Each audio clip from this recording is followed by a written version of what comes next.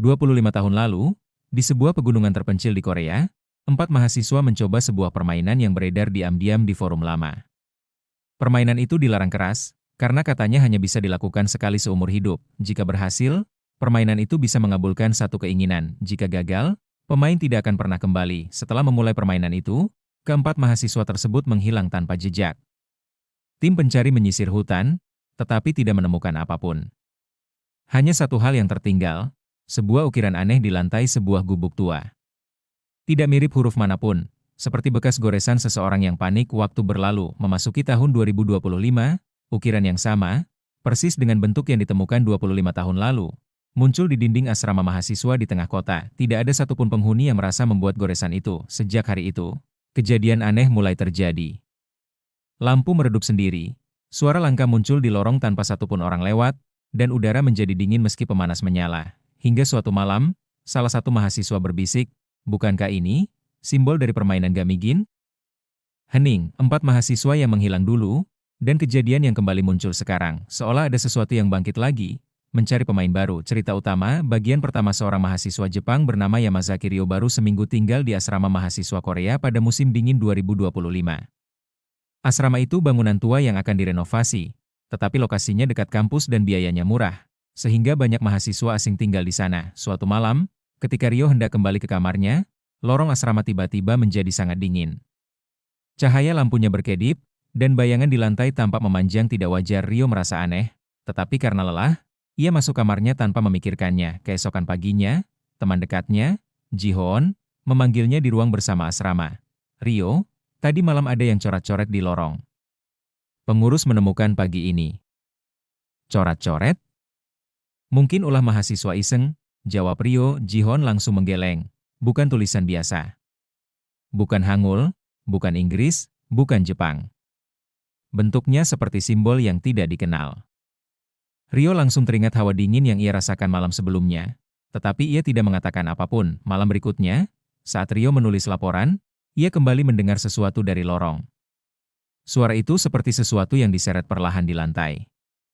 Tidak ada suara langkah, hanya benda berat yang bergeser. Suara itu bergerak mendekat, semakin dekat, hingga berhenti tepat di depan pintu kamarnya. Ryo membuka pintu dengan hati-hati.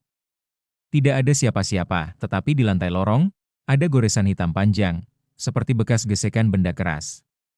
Tidak alami, tidak wajar. Keesokan harinya, semua penghuni asrama dikumpulkan. Pengurus berkata dengan wajah tegang, "Beberapa hari ini banyak laporan suara dan goresan misterius. Tidak ada orang luar yang masuk. Kamera pengawas tidak merekam siapapun." Mahasiswa mulai gelisah. Di tengah kerumunan, seorang mahasiswi Korea bernama Hyejin bertanya, "Coretan yang kemarin, itu masih ada?" "Sudah dihapus," jawab pengurus. "Tapi semalam muncul lagi di tempat berbeda. Bentuknya sama persis." Hyejin langsung pucat. Ia menatap Ji-hoon dan berbisik dengan suara gemetar, "Itu tanda Gamigin, bukan?" Ruangan langsung sunyi. Gamigin, dalam legenda Korea, adalah roh yang bisa muncul melalui permainan tertentu yang disebut ghost game. Permainan itu mirip ritual, dilakukan dengan memadamkan lampu dalam urutan tertentu sambil mengucapkan kalimat tertentu. Konon, jika permainan tidak diselesaikan dengan tepat, sesuatu akan datang untuk melanjutkan.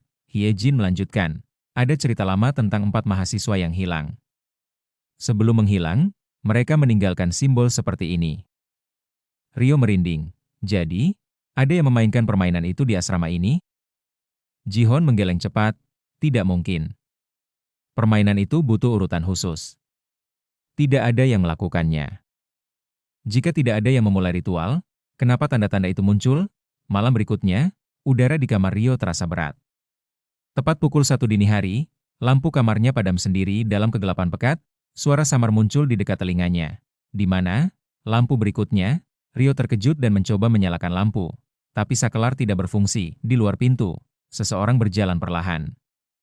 Langkahnya berat, ritmenya tidak seperti manusia normal. Langkah itu berhenti tepat di depan pintu.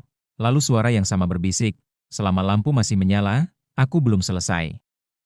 Ryo sadar, ini adalah bagian dari ghost game. Jika lampu tidak dipadamkan dalam urutan yang benar, sesuatu akan mencarinya. Padahal Ryo tidak melakukan permainan itu. Tidak sekalipun. Besok paginya, ada goresan baru di dinding luar kamarnya. Lebih dalam, lebih kuat, seperti ditekan oleh tangan yang bukan manusia. Ji-Hoon melihatnya dan berkata, "Rio, kau pasti mengalami sesuatu semalam." Rio menceritakan semuanya.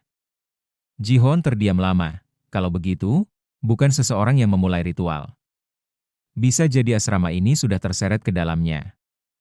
Tiba-tiba teriakan terdengar dari ujung lorong. Mahasiswa berlari ke arah suara. Hyejin berdiri gemetar, menunjuk meja belajarnya. Di atas meja itu, ada simbol Gamigin, tidak tertulis di dinding, tapi muncul langsung di barang pribadinya. Tanda itu menyebar, menghapusnya tidak berguna, menutup pintu tidak menghentikannya. Mengabaikannya justru menarik sesuatu semakin dekat. Malam itu, tepat pukul 1 lewat 2 menit, semua lampu di seluruh asrama padam bersamaan.